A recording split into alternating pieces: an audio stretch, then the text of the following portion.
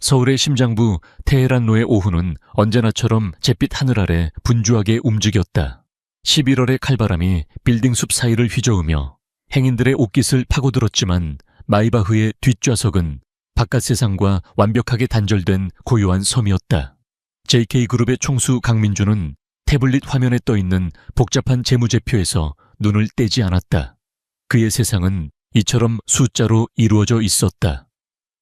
예측 가능하고 통제 가능하며 감정이라는 비효율적인 변수가 끼어들 여지가 없는 세계. 그의 손가락이 매끄러운 화면을 스쳐 지나갈 때마다 수천억 원의 자산이 움직이고 수만 명의 운명이 결정되었다. 35의 나이에 대한민국 재계의 정점에 선 남자. 사람들은 그를 얼음 심장을 가진 전략가라 불렀다. 그의 얼굴에는 감정이 거의 드러나지 않았고 그의 목소리는 언제나 기계처럼 정확한 톤을 유지했다. 그에게 성공은 당연한 귀결이었고 실패는 데이터 분석의 오류일 뿐이었다. 예상치 못한 급정거와 함께 민준의 미간에 아주 옅은 주름이 잡혔다. 그의 완벽하게 계획된 일정에 교통체증이라는 무례무리한 불청객이 끼어든 것이다. 그는 태블릿에서 눈을 들어 무심하게 차창 밖을 내다보았다. 퇴근 시간을 앞둔 거리는 사람들로 가득했고 모두가 각자의 목적지를 향해 바쁘게 얽혀 있었다. 민준에게 그들은 그저 도시의 배경 익명의 풍경일 뿐이었다. 그때였다. 그의 시선이 보도블록 한 구석에 멈췄다. 낡고 해진 옷을 여러 겹 껴입은 한 여자가 잔뜩 웅크린 채 앉아 있었다. 그녀의 곁에는 6살이나 7살쯤 되어 보이는 두 남자아이가 꼭 붙어 있었다. 아이들의 뺨은 차가운 바람에 빨갛게 얼어 있었지만 그 눈망울만큼은 이상하리만치 총명하게 빛나고 있었다. 처음에는 그저 동정심 없는 무관심이었다. 서울의 겨울에서 흔히 볼 수 있는 마음 한구석을 불편하게 만드는 풍경. 민주는 다시 태블릿으로 시선을 돌리려 했다. 하지만 그 순간 한 아이가 고개를 들어 그의 차를 정면으로 바라보았다. 검게 코팅된 유리창 너머로 시선이 마주쳤을 리 없었지만 민주는 온몸의 피가 얼어붙는 듯한 충격을 느꼈다. 아이의 얼굴. 그것은 단순한 얼굴이 아니었다. 그것은 그의 과거에서 찢겨나온 기억의 파편이었다. 아버지의 낡은 서재 책상 위에 놓여있던 빛바랜 사진 속 7살의 강민준. 고집스럽게 담은 입술, 날카롭게 빛나는 눈매, 세상의 모든 것을 꿰뚫어 볼 듯한 그 표정까지. 아이는 놀라울 정도로 그와 닮아 있었다. 그는 황급히 옆에 다른 아이를 보았다. 거울을 보는 것처럼 똑같은 얼굴, 쌍둥이였다. 태블릿이 그의 손에서 미끄러져 최고급 가죽 시트 위로 떨어졌다. 언제나 분당 60회를 정확히 유지하던 그의 심장이 미친 듯이 흉곽을 두드리기 시작했다. 불가능해. 있을 수 없는 일이야. 그의 이성이 비명을 질렀다. 그는 수십 년간 굳게 봉인해 두었던 과거의 문을 강제로 열어젖혔다. 그리고 그 문틈으로 한 여자의 이름이 안개처럼 피어올랐다. 서윤아. 대학 시절 그의 철옹성 같던 마음에 유일하게 균열을 냈던 여자. 불꽃처럼 뜨거웠지만 연기처럼 사라져버린 여자. 마지막 모습조차 기억나지 않을 만큼 오래전 아무 말 없이 그의 인생에서 증발해버렸다. 그녀가 이 거리에서 저런 모습으로 회장님, 운전기사의 조심스러운 목소리가 그의 의식을 현실로 끌어당겼다. 뒤에서 경적 소리가 울리고 있었다. 멈춰있던 차들이 다시 움직이기 시작했다. 마이바흐가 서서히 앞으로 나아갔다. 여인과 아이들의 모습이 시야에서 점점 멀어졌다. 안 돼. 세워. 민준의 목소리는 스스로도 놀랄 만큼 거칠고 다급했다. 평소에 그에게서는 상상할 수 없는 음성이었다. 회장님, 하지만 여긴 당장 차 쓰라고 했어. 운전기사가 황급히 차를 갓길에 세웠지만 이미 늦었다. 여자는 두 아이의 손을 잡고 인파 속으로 미로 같은 골목 안으로 사라진 후였다. 민주는 차 문을 열고 뛰쳐나갈 것 같은 충동을 가까스로 억눌렀다. 수많은 시선 속에서 JK그룹의 총수가 길거리에서 소란을 피울 수는 없는 노릇이었다. 그는 다시 채 올랐다. JK타워의 펜트하우스 집무실로 돌아오는 내내 그는 아무 말도 하지 않았다. 그가 정복한 도시의 화려한 야경이 파노라마처럼 펼쳐지는 통유리창이 오늘따라 감옥의 창살처럼 느껴졌다. 직원들의 인사를 받는 둥 마는 둥 하며 그는 개인 집무실로 직행했다. 그리고 곧장 벽에 내장된 개인 금고로 향했다. 복잡한 인증 절차를 거쳐 금고 문이 열리자 그는 안에서 낡은 사진 앨범 하나를 꺼냈다. 먼지를 털어내고 앨범을 펼쳤다.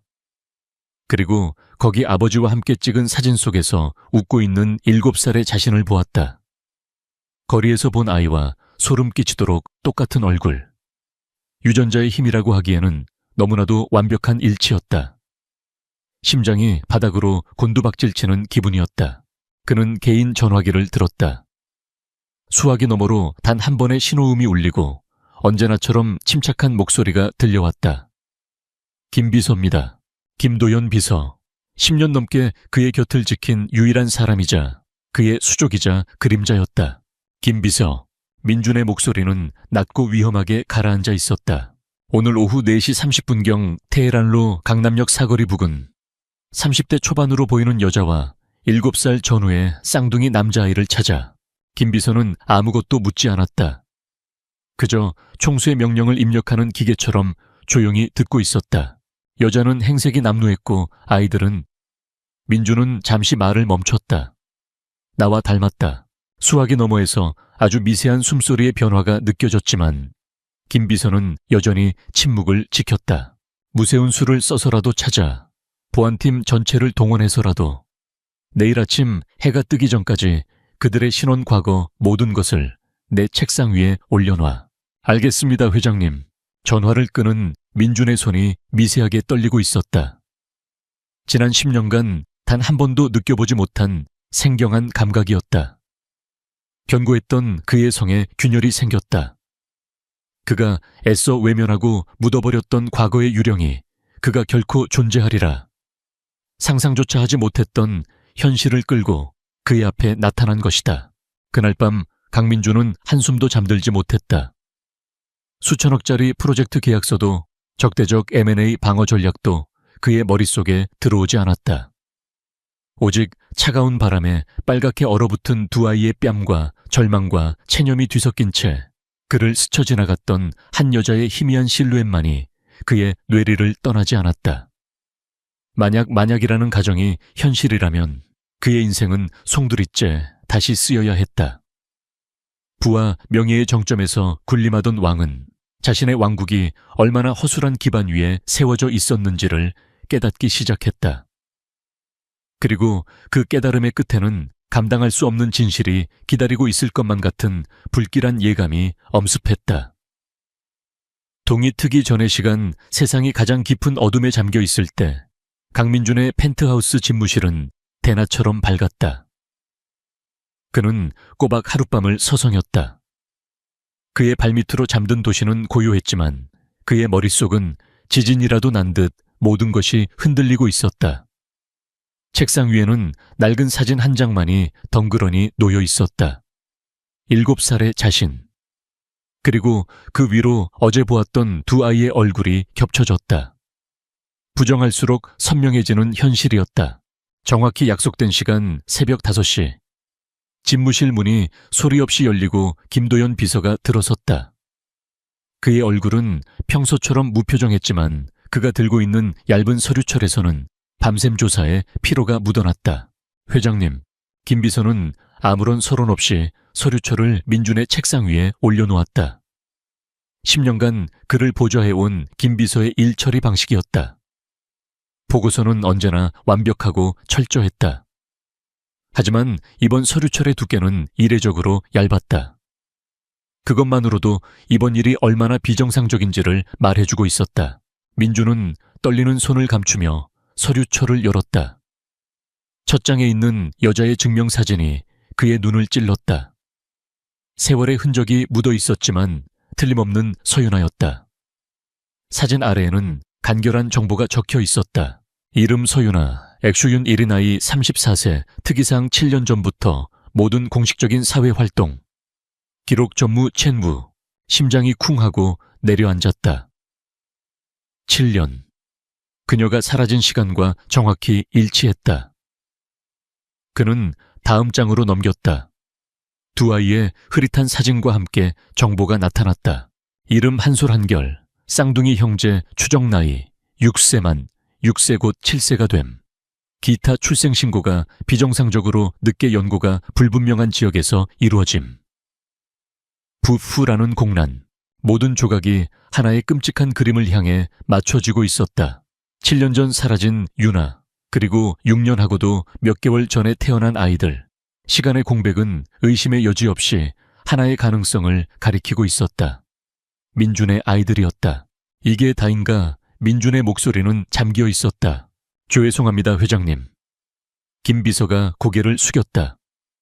서윤아 씨의 지난 7년간의 행적은 마치 진공 상태와 같습니다. 금융거래통신 기록, 임대차 계약, 의료 기록까지. 7년 전 어느 날을 기점으로 대한민국에서 존재하지 않았던 사람처럼 모든 기록이 증발했습니다. 누군가 의도적으로 그리고 아주 강력한 힘을 이용해 지워버린 흔적입니다. 강력한 힘. 그 단어가 민준의 뇌리에 박혔다. 그의 머릿속에서 딱딱하게 굳어있던 과거의 필름이 거꾸로 재생되기 시작했다. 햇살이 가득했던 미대 캠퍼스. 캔버스 앞에서 물감을 잔뜩 묻힌 채 웃던 유나의 얼굴이 떠올랐다. 그녀는 민준의 잿빛 세상에 뛰어든 유일한 청천연색이었다. 고아였지만 누구보다 당당했고 가난했지만 누구보다 풍요로운 감성을 가졌던 여자. 경영학 수업에서 마주친 차가운 후계자 강민준에게 겁없이 다가와 그의 갑옷 아래 숨겨진 인간을 꿰뚫어 보았던 유일한 사람이었다. 민준 씨, 당신 눈은 꼭 겨울 호수 같아. 꽁꽁 얼어있는데 그 아래엔 뭐가 있는지 아무도 모르잖아. 내가 들어가 봐도 돼. 그녀의 말 한마디는 언제나 그의 이성을 마비시켰다. 그들의 사랑은 비밀이었다. 아버지인 강 회장은 JK그룹의 후계자로서 민준을 냉혹하게 조련하고 있었고 아버지의 재혼 상대인 최은경 여사는 자신의 아들 강지훈을 호시탐탐 그 자리에 앉히려 민준을 견제했다. 배경 없는 고아 서윤아는 그들의 세상에 결코 용납될 수 없는 존재였다. 어느 날 최 여사가 유나를 따로 불러냈던 날이 기억났다. 민준은 뒤늦게 그 사실을 알고 달려갔지만 유나는 그저 웃으며 괜찮다고만 했다. 그냥 회장님 아프시니까 걱정하시는 거라고, 너한테 짐이 되면 안 된다고 그런 말씀하셨어. 하지만 그날 이후 유나의 웃음에는 희미한 그늘이 드리워져 있었다. 민준은 그녀를 끌어안으며 약속했다. 걱정하지 마, 유나야. 내가 내 자리를 완벽하게 굳히면 그때는 아무도 우리 사이를 막지 못해. 그때까지만 조금만 기다려줘. 그것이 그의 오만이었다. 그는 자신이 모든 것을 통제할 수 있다고 믿었다. 홍콩에서 중요한 계약을 성사시키고 돌아오면 모든 것을 바로잡고 그녀를 세상에 공개하리라 다짐했다. 하지만 그가 돌아왔을 때 유나는 사라져 있었다. 남은 것은 미안해, 나를 찾지 마 라는 차가운 문자 메시지 한 통뿐이었다. 그는 분노했고 배신감에 치를 떨었다. 그녀가 자신을 버렸다고 생각했다. 때마침 아버지의 건강이 급격히 악화되었고 최 여사와 강지훈의 경영권 위협이 노골적으로 변하면서 그는 그녀를 찾는 것을 뒤로 미룰 수밖에 없었다. 슬픔을 분노로, 분노를 냉정함으로 바꾸며 그는 전쟁을 치렀다. 그리고 마침내 모든 것을 손에 넣었을 때 서윤아라는 이름은 그의 마음속 가장 깊은 곳에 묻힌 상처가 되어 있었다. 회장님, 김 비서의 목소리에 민준은 길고 긴 회상에서 깨어났다. 과거의 배신감은 이제 끔찍한 진실 앞에서 산산조각 나 있었다. 그녀가 떠난 게 아니었다. 쫓겨난 것이었다. 그의 아이를 가진 채로. 의도적으로 지워진 7년의 기록, 그리고 그럴 만한 동기와 수단을 가진 단 한 사람, 최은경 여사. 자신의 아들 강지훈 늘 후계자로 만들기 위해서라면 무슨 짓이든 하고도 남을 여자. 민준에게 서윤아라는 약점이, 그리고 그 약점에서 파생될 핏줄이라는 변수는 그녀에게 반드시 제거해야 할 대상이었을 것이다. 그동안 가끔씩 느껴졌던 최 여사의 자애로운 미소 뒤에 숨겨진 섬뜩함의 이유가 이제야 명확해졌다. 처음의 충격은 차가운 분노로 변하고 있었다. 이것은 단순히 옛사랑과 몰랐던 아이들에 대한 문제가 아니었다. 이것은 7년간 이어진 거대한 음모였고 자신과 자신이 지켰어야 할 사람들을 향한 명백한 공격이었다. 민주는 자리에서 일어나 창가로 걸어갔다. 동쪽 하늘이 서서히 밝아오고 있었다. 잠에서 깨어나는 도시의 풍경을 내려다보며 그의 눈빛은 이전보다 훨씬 더 차갑고 날카로워졌다.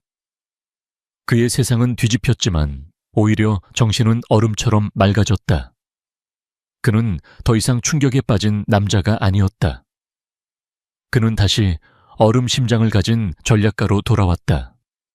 다만 이번 전쟁의 목표는 돈이나 권력이 아니었다. 그는 김비서를 돌아보며 새로운 명령을 내렸다. 김비서, 서윤아 씨의 과거 추적은 일단 보류해. 네. 대신 새로운 조사를 시작한다. 극비리에. 최은경 이사장님의 지난 8년간의 모든 금융거래 통화 기록 사적인 만남을 전부 파악해. 그녀가 운영하는 모든 자선재단의 자금 흐름을 샅샅이 뒤져. 단 1원이라도 돈이 어디로 흘러 들어갔는지 알아내. 김비서의 눈이 순간적으로 커졌다가 이내 평정을 되찾았다. 그는 이것이 무엇을 의미하는지 즉시 깨달았다. 이것은 단순한 뒷조사가 아니었다. JK그룹 내부의 가장 깊고 어두운 곳을 향한 선전포고였다. 그리고 민준이 덧붙였다. 서윤아 씨와 아이들의 위치를 다시 파악해. 이번에는 접근하지 말고 멀리서 24시간 철저하게 보호해. 그들 모르게 머리카락 한 올이라도 다치게 하는 자는 누구든 내가 직접 지옥을 보여줄 테니까. 김도연 비서는 깊이 고개를 숙였다. 명심하겠습니다, 회장님. 해가 완전히 떠올랐다. 강민준의 얼어붙었던 겨울 호수 같은 눈동자 속에서 차가운 분노의 불꽃이 타오르기 시작했다. 7년간의 거짓된 평화는 끝났다. 이제 진실을 위한 전쟁이 시작될 것이었다. 김도연 비서의 팀은 유능했다. 하루가 차에 지나지 않아 서윤아와 두 아이가 머무는 곳을 찾아냈다. 보고서에 찍힌 주소는 서울의 번영에서 비껴간 재개발이라는 이름 아래 서서히 허물어져가는 낡은 동네였다. 한때는 사람 사는 온기로 가득했을 골목은 이제 쓰레기와 폐자재만이 나뒹굴고 있었다. 강민준의 세상과는 빛과 그림자만큼이나 다른 곳이었다. 제가 가겠습니다. 회장님 위험합니다. 저희 팀을 보내시죠. 김비서의 만류에도 민준은 고집을 꺾지 않았다. 이것은 대리인을 보낼 수 있는 성질의 일이 아니었다. 7년의 세월과 그가 짊어져야 할지도 모를 진실을 마주하는 일이었다. 그는 그의 운전기사와 마이바흐를 돌려보내고 눈에 띄지 않는 국산 세단을 직접 몰아 그 낯선 동네로 향했다. 핸들을 잡은 그의 손에는 긴장과 죄책감, 그리고 끔찍한 진실을 제 눈으로 확인하고야 말겠다는 절박함이 뒤섞여 있었다. 금방이라도 무너져 내릴 것 같은 낡은 다세대 주택 3층. 복도는 어둡고 차가운 곰팡이 냄새로 가득했다. 민주는 3가급 2호의 얇은 철문 앞에서 잠시 숨을 골랐다. 문틈으로 희미한 불빛과 함께 아이를 달래는 듯한 나직한 목소리가 새어나왔다. 그의 심장이 거칠게 요동쳤다. 똑, 똑. 그가 문을 두드렸다. 잠시 후 삐걱거리는 소리와 함께 문이 열리고 그토록 그리워하고 또 원망했던 얼굴이 나타났다. 서윤아. 그녀는 거리에서 보았을 때보다 더 수척해 보였다. 그러나 그를 알아본 순간 그녀의 눈에 떠오른 감정은 기쁨이나 안도가 아니었다. 그것은 순수한 충격과 공포였다. 어떻게, 유나야, 나야. 민준의 목소리가 나오자 유나의 얼굴은 새하얗게 질렸다. 그녀는 본능적으로 문을 닫으려 했다. 당신이 여길 왜 와? 어떻게 알고? 제발 그냥 가. 여긴 당신이 올 곳이 아니야. 그녀의 등 뒤로 호기심 가득한 눈망울 두 쌍이 나타났다. 한 소리와 한결이었다. 아이들은 민준을 두려움 없이 그저 낯선 어른을 보는 순수한 궁금증으로 바라보았다. 한 아이가 엄마의 옷자락을 잡아당기며 물었다. 엄마 누구야? 그 한마디가 두 어른의 가슴에 비수처럼 박혔다. 유나는 아이들을 자신의 등 뒤로 황급히 숨겼다. 민준은 필사적으로 말을 이었다. 얘기 좀 해, 유나야. 제발. 왜 떠났어? 그리고 저 아이들. 내 아이들 맞아. 그의 질문에 유나의 몸이 격렬하게 떨렸다. 그녀의 눈에 공포와 함께 깊은 분노가 서렸다. 당신과는 상관없는 아이들이야. 이건 내 인생이야. 내가 겨우 지키고 있는 이 작은 세상 제발 망가뜨리지 마. 당신이 사는 그 세상. 나 같은 사람은 잡아먹는 곳이잖아. 내 아들들까지 그렇게 만들 순 없어. 그녀는 온 힘을 다해 민준을 밀쳐내고 문을 닫아버렸다. 둔탁한 소리와 함께 문 안에서 자물쇠가 잠기는 소리가 들렸다. 민준은 차갑고 어두운 복도에 홀로 남겨졌다. 문 안쪽에서 새어나오는 그녀의 억눌린 흐느낌이 그의 심장을 갈기갈기 찢어놓았다. 7년 만의 재회는 이렇게 거절과 절망으로 끝났다. 같은 시각 서울의 부촌 평창동에 위치한 고풍스러운 한옥. JK그룹의 안주인이자 명예회장인 최은경 여사가 우아한 자태로 난을 치고 있었다. 그때 그녀의 개인 전화가 조용히 울렸다. 발신자는 그녀가 심어놓은 눈 중 하나였다. 네, 강민준 회장이 직접 그 여자를 찾아갔습니다. 최 여사의 손에 들려있던 붓이 순간 멈칫했다. 그녀의 온화한 얼굴에 찰나의 균열이 스쳐 지나갔다. 7년이면 흔적도 없이 잊었을 거라 생각했던 과거의 유물에 강민준이 이토록 미련을 가질 줄은 몰랐다. 그녀의 눈에 차가운 살기가 번졌다. 그녀는 다른 번호로 전화를 걸었다. 수화기 너머에서는 목소리 변조를 거친 기계음이 들려왔다. 알아챘어. 더 확실한 경고를 보내야겠군. 다시 사라지게 해. 이번에는 필요하다면 영원히. 사고로 보이게 처리해. 어떤 흔적도 남기면 안 돼. 수화기를 내려놓은 최 여사는 다시 아무 일 없었다는 듯 난을 치기 시작했다. 그녀의 입에는 자애로운 미소가 걸려 있었지만 그 눈빛은 뱀처럼 차가웠다. 민준의 방문으로 극도의 불안에 휩싸인 유나는 이곳을 떠나야겠다고 결심했다. 그녀는 아이들의 몇 안 되는 옷가지와 낡은 동화책을 작은 가방에 쑤셔 넣었다. 또다시 시작될 도망이었다. 그날 밤 세 식구는 버스터미널로 가기 위해 인적 드문 골목길로 나섰다. 그때였다. 어둠 속에서 헤드라이트가 번쩍이더니 검은색 승합차 한 대가 굉음을 내며 그들을 향해 돌진했다. 유나는 본능적으로 두 아이를 품에 끌어안고 옆으로 쓰러졌다. 승합차는 아슬아슬하게 그들을 비껴가 급정거했다. 흩어진 짐과 먼지 속에서 유나는 공포에 질려 떨었다. 차에서 건장한 남자 둘이 내렸다. 그들은 아무 말도 하지 않았다. 그저 차갑고 위협적인 눈빛으로 세 식구를 잠시 쏘아볼 뿐이었다. 그것은 명백한 경고였다. 우리는 네가 어디 있는지 안다. 언제든 찾아낼 수 있다. 남자들은 다시 차에 올라타 순식간에 어둠 속으로 사라졌다. 유나는 겁에 질려 우는 두 아들을 끌어안고 한참을 움직이지 못했다. 민준의 세상이 자신들을 찾아냈다는 공포가 온몸을 옥죄어 왔다. 그리고 이 모든 상황은 골목 어귀에 주차된 평범한 승용차 안에서 고스란히 녹화되고 있었다. 민준의 명령으로 그들 모르게 경호를 시작한 김 비서의 팀이었다. 회장님, 방금 전 상황입니다. 펜트하우스 집무실 모니터 화면에 방금 전에 끔찍한 영상이 재생되었다. 검은 승합차가 자신의 아이들을 덮치는 장면, 공포에 질린 유나의 얼굴, 겁에 질려 우는 아이들의 모습. 민준의 얼굴에서 모든 감정이 사라졌다. 죄책감과 분노는 이제 한 점의 오차도 없는 차가운 결의로 응축되었다. 처음에는 단지 과거를 숨기려는 시도라고 생각했다. 하지만 이제는 아니었다. 이것은 위협을 제거하려는 시도였다. 그들은 단지 자신과 가족을 떼어놓으려는 것이 아니라 그의 가족을 죽이려 하고 있었다. 민주는 김 비서를 향해 돌아섰다. 그의 목소리는 모든 감정이 제거되어 오히려 더 섬뜩하게 들렸다. 제2호 차량 운전자, 그리고 그들을 보낸 배후를 찾아. 단 한 놈도 놓치지 마. 네, 회장님. 그리고 지금부터 내 가족은 내 시야에서 벗어나지 않는다.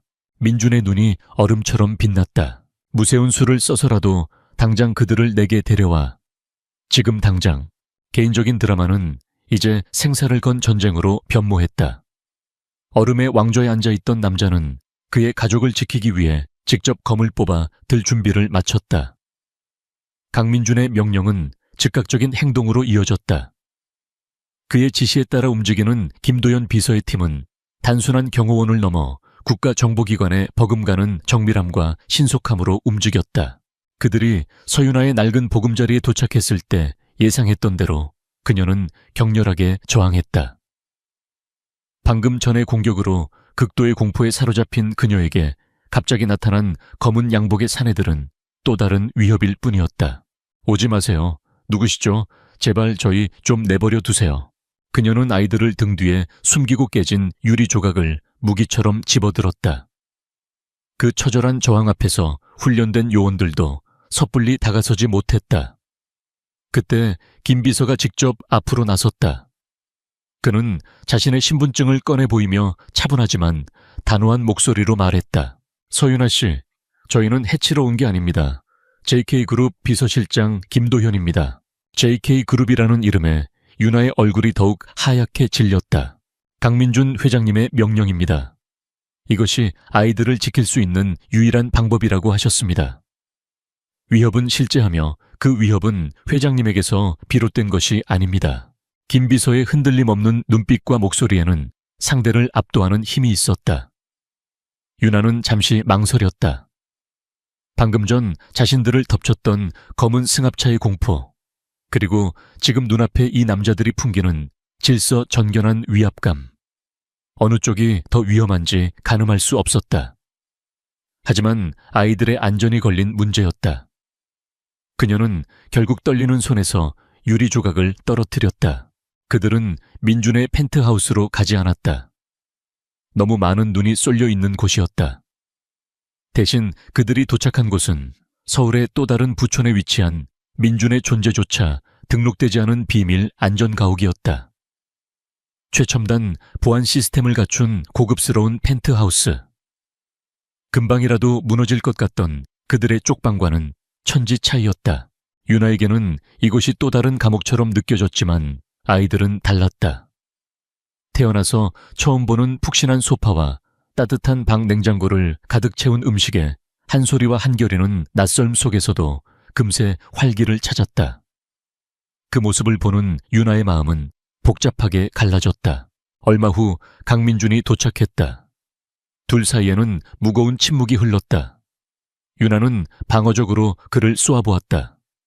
민준은 과거의 이야기나 아이들의 친자 관계를 섣불리 꺼내지 않았다. 대신 그는 김 비서에게서 건네받은 태블릿을 그녀에게 내밀었다. 이것 때문에 당신을 여기로 데려온 거야. 화면에는 그들이 습격당했던 골목의 CCTV 영상이 재생되고 있었다. 검은 승합차가 아이들을 향해 돌진하는 장면을 본 윤아의 숨이 멎었다. 이게 대체 당신이 도망치고 있는 것의 실체야. 민준이 차분하지만 냉정하게 말했다. 그리고 이걸 사주한 배우는 내 새어머니인 최은경 이사장일 가능성이 높아. 그는 최 이사장이 자신의 아들 강지훈을 후계자로 만들기 위해 어떤 동기를 가지고 있는지, 지난 7년간 어떤 일이 있었을지 논리적으로 설명했다. 윤아는 믿을 수 없다는 듯 고개를 저었다. 한때는 자애로운 미소로 자신을 대했던 최애 여사의 얼굴 뒤에 그런 아기가 숨어 있다는 것을 상상할 수 없었다. 민주는 그녀에게 한 걸음 다가섰다. 그는 연인이 아닌 보호자의 목소리로 엄숙하게 약속했다. 7년 전 나는 당신을 지키지 못했어. 2번 다시 그런 실수는 반복하지 않아. 내가 이 모든 것을 끝낼 거야. 그때까지 당신과 아이들은 여기가 가장 안전해. 내 모든 것을 걸고 약속하지. 그의 진심 어린 목소리와 상황의 심각성이 그녀의 방어막을 조금씩 허물기 시작했다. 장면은 JK 타워 지하 깊숙한 곳. 외부에는 존재하지 않는 워룸 워룸으로 전환되었다. 거대한 벽면을 가득 채운 화이트보드에는 여러 인물들의 사진과 자금 흐름도 조직도가 복잡하게 얽혀 있었다. 김 비서를 필두로 민준이 신임하는 소수의 엘리트 팀원들, 금융분석가, 전직 국정원 출신, 보안 전문가, 천재 해커이 모여 있었다. 회장님 서윤아 씨를 공격했던 차량을 추적했습니다. 대포차였지만 소유주는 최 이사장님의 자선재단 중 하나가 자금을 대는 유령회사 소속이었습니다. 명백한 연결고리입니다. 보안 전문가의 보고에 이어 금융분석가가 입을 열었다. 명령하신 대로 최 이사장님의 자금 흐름을 추적했습니다. 지난 수년간 JK건설과 JK화학의 자회사에서 부풀린 계약과 유령회사를 통해 막대한 비자금이 조성되었습니다. 이 돈은 정계 로비 사적인 용병 고용, 그리고 강지훈 전무의 권력 기반을 다지는 데 사용된 것으로 보입니다. 해커가 모니터에 새로운 창을 띄웠다. 강지훈 전무는 단순한 꼭두각시가 아닙니다. 이 비자금을 이용해 호화 생활을 즐기는 것은 물론 어머니에게서 얻은 내부 정보를 이용해 불법적인 주식 거래를 일삼아 왔습니다. 오만하고 무능하며 우리에겐 가장 큰 약점입니다. 민주는 모든 보고를 들으며 머릿속에서 거대한 그림을 완성했다. 개인적인 복수와 기업의 생존이 하나로 합쳐진 거대한 전쟁의 서막이었다. 최 이사장의 인맥과 권력을 생각하면 섣부른 공격은 자살 행위였다. 그녀의 네트워크 전체를 무너뜨리고 누구도 부정할 수 없는 명백한 증거를 대중 앞에 터뜨려야 했다. 그는 화이트보드 앞으로 다가가 마커를 집어들었다. 그의 머릿속에서 구상된 방역의 시나리오가 펼쳐지기 시작했다. 첫째, 금융공격. 우리가 파악한 유령 회사들의 자금줄을 역으로 추적해 압박한다. 둘째, 정보전. 신뢰할 수 있는 언론인에게 익명으로 정보를 흘려 금융감독기관이 스스로 움직이게 만든다. 셋째, 내부 분열. 최 이사장 라인 내부의 불만 세력이나 약점이 있는 자를 파악해 우리 편으로 끌어들인다. 마지막으로 함정. 강지훈의 탐욕과 오만을 이용해 덫을 놓는다. 그가 스스로 제 무덤을 파게 만들어 그 죄가 최 이사장에게 직접 연결되도록 설계해야 해. 그의 전략은 냉혹하고 정밀했다. 워룸 안의 팀원들은 그의 말 한마디 한마디에 숨을 죽였다. 회의를 마친 민주는 자신의 집무실로 돌아와 안전가옥의 CCTV 라이브 영상을 확인했다. 화면 속에서 유나는 따뜻하고 깨끗한 침대에 한 소리와 한결이를 눕히고 있었다. 아이들의 얼굴에는 지난 7년간 단 한 번도 보지 못했던 평온함이 어려 있었다. 민주는 그 모습을 조용히 응시했다. 화면 한쪽에는 그의 가족이 있었고 다른 쪽에는 그가 무너뜨려야 할 거대한 음모의 네트워크가 있었다. 그는 두 개의 전선에서 동시에 싸워야 했다. 새롭게 찾은 가족의 깨지기 쉬운 평화를 지키는 동시에 적들에게는 지옥의 폭풍을 선사해야 했다. 그의 얼굴에는 얼음처럼 차가운 절대적인 결의가 서려 있었다. 강민준의 방역은 소리 없는 파도처럼 시작되었다. 그의 계획은 여러 전선에서 동시에 그리고 정밀하게 실행되었다. 워룸의 천재 해커는 최은경 이사장의 비자금 창구 역할을 하던 유령 회사들의 해외 계좌에 미세한 균열을 내기 시작했다. 갑작스러운 거래 동결 원인, 불명의 시스템 오류, 암호화된 자금 전송의 지연. 최 이사장의 자금 관리인들은 패닉에 빠졌지만 그들은 이것이 외부의 공격이라는 사실조차 깨닫지 못했다. 그저 운이 나쁜 기술적 문제라고 치부할 뿐이었다. 동시에 JK화학의 원자재 비용이 수년간 의도적으로 부풀려졌다는 익명의 제보가 날카로운 분석 기사로 유명한 한 경제 전문 기자에게 전달되었다. 며칠 후 작지만 날카로운 의혹을 제기하는 기사가 온라인에 실렸다. 주식시장은 미미하게 술렁였고 금융감독기관의 레이더에 작은 점 하나가 찍혔다. 최 이사장과 강지훈은 그 기사를 사소한 소음으로 여기며 무시했다. 그들은 자신들이 상대하는 적이 누구인지, 그 공격이 얼마나 치밀하게 설계되었는지 전혀 상상하지 못했다. 한편 김도연 비서는 물밑에서 움직였다. 그는 최 이사장의 라인에서 소외되었거나 강지훈의 무능함에 불만을 품고 있던 몇몇 핵심 임원들에게 비밀리에 접촉했다. 그는 전체 계획을 공개하지 않았다. 대신 선대 강 회장에 대한 충성심과 회사의 미래에 호소하며 강지훈의 비리와 무능을 증명하는 자료들을 조금씩 흘렸다. 내부로부터의 반란, 그 씨앗이 조용히 뿌려졌다.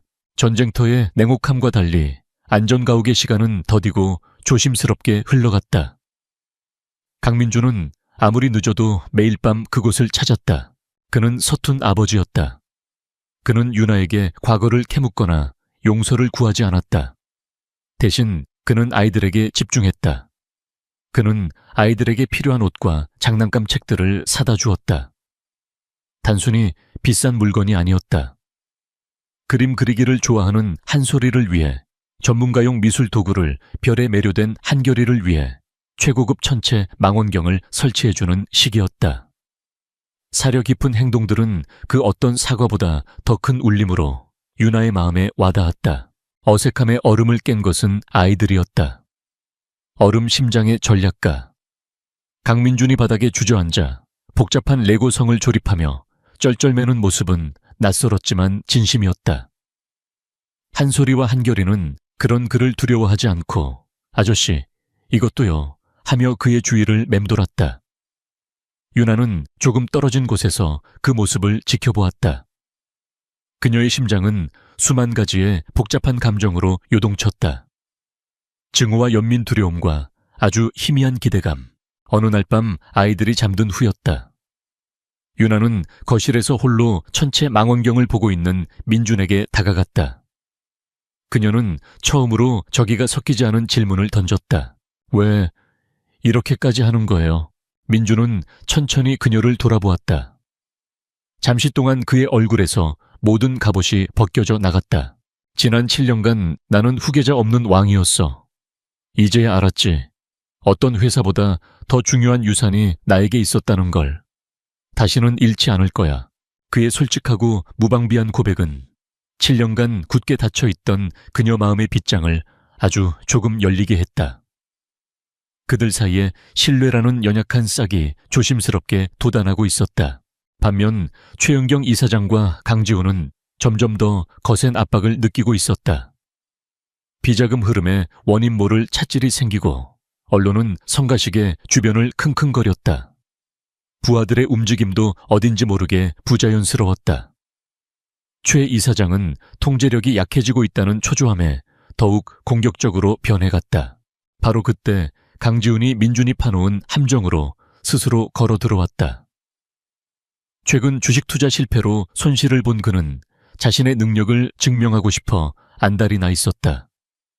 그는 어머니가 공들여 온 인천 신도시 개발 사업권을 따내기 위해 무리수를 두었다. 이 사업은 시청 고위 공무원에 대한 뇌물이 필수적이었다. 하지만 민준의 팀은 이미 그 공무원에게 먼저 접촉한 후였다. 최 씨 모자와 함께 가라앉을 것인가? 아니면 우리에게 협조하고 면죄부를 받을 것인가? 공무원의 선택은 명백했다. 강지훈은 의기양양하게 동화방을 들고 공무원과의 약속 장소로 향했다. 그가 동화방을 건네고 사업에 대한 청탁을 하는 모든 과정은 민준의 팀이 설치해둔 초소형 카메라와 녹음기에 고스란히 담기고 있었다. 덫에 걸려든 것이다. 그날 밤 두 개의 장면이 교차했다. 안전가옥. 한결이가 서툰 솜씨로 그린 그림을 민준에게 자랑스럽게 내밀었다. 그림 속에는 키가 큰 남자와 여자, 그리고 두 아이가 손을 잡고 있었다. 아이는 키 큰 남자를 손가락으로 가리키며 말했다. 아저씨, 유치한 그림이었지만 민준에게는 JK그룹 전체보다 더 값진 것이었다. 그의 입가에 아주 희미하고 진실된 미소가 떠올랐다. 같은 시각 월음. 김 비서가 모니터에 영상을 재생했다. 강지훈이 인천시 공무원에게 현금이 가득 담긴 서류 가방을 건네는 장면이 선명한 화질과 음성으로 흘러나왔다. 마지막 퍼즐 조각이 맞춰졌다. 안전가옥에서 아이의 그림을 보며 미소 짓던 민준의 얼굴과 월음에서 아들의 범죄 증거를 확인하는 민준의 얼굴이 겹쳐졌다. 따뜻했던 미소는 온데간데 없이 사라지고 사냥감의 숨통을 끊기 직전의 포식자처럼 섬뜩하리만치 침착한 표정만이 남아있었다. 전세는 완전히 역전되었다. JK그룹의 정기 주주총회일 서울의 컨벤션 센터 대강당은 수백 명의 주주와 기자들로 가득 차 있었다. 공기 중에는 팽팽한 긴장감이 감돌았다. 재계에서는 이미 JK그룹 내부의 권력 투쟁에 대한 소문이 파다했다. 오늘 그 보이지 않는 전쟁의 승패가 결정될 것이었다. 단상 중앙 강민주는 포커페이스를 유지한 채 앉아 있었다. 그의 왼쪽에는 명예회장이라는 직함 뒤에 날카로운 발톱을 숨긴 최은경 이사장이 자애로운 미소를 띤 채 앉아 있었고, 오른쪽에는 불안과 오만이 뒤섞인 표정의 강지훈 전무가 앉아 있었다. 주주총회는 예정된 절차에 따라 지루하게 흘러갔다. 재무제표 승인, 감사보고. 하지만 모두가 알고 있었다. 이것은 폭풍 전의 고요에 불과하다는 것을. 마침내 최은경 이사장이 임시 발언권을 얻어 자리에서 일어났다. 장내의 모든 시선이 그녀에게 쏠렸다. 그녀는 슬픔과 비통함이 섞인 목소리로 입을 열었다. 존경하는 주주 여러분, 그리고 JK그룹을 아껴주시는 모든 분들. 저는 이 그룹의 창업주이신 고 강기철 회장님의 아내이자 이 회사의 미래를 누구보다 걱정하는 어미의 마음으로 이 자리에 섰습니다. 그녀는 눈가를 손수건으로 살짝 훔치는 연기를 하며 말을 이었다. 강민준 회장은 그동안 회사를 잘 이끌어왔습니다.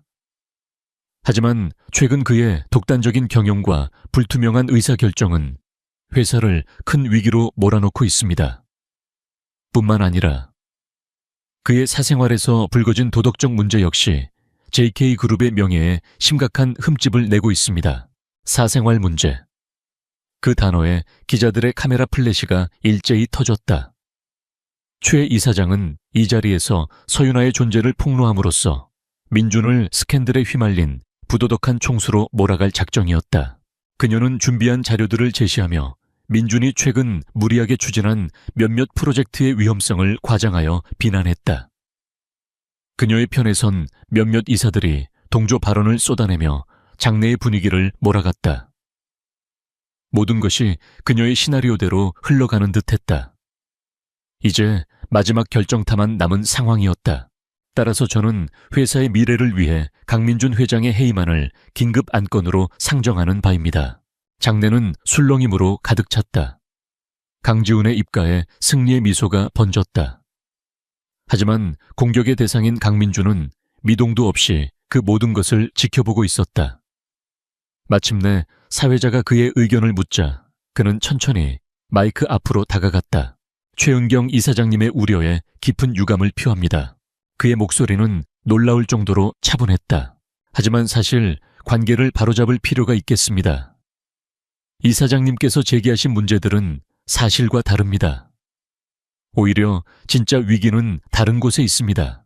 그는 연단 옆에 거대한 스크린을 향해 손짓했다. 제가 지금부터 보여드리는 것이야말로 우리 JK그룹을 좀먹고 있는 진짜 위기의 실체입니다. 최 이사장의 얼굴에 찰나의 당혹감이 스쳤다.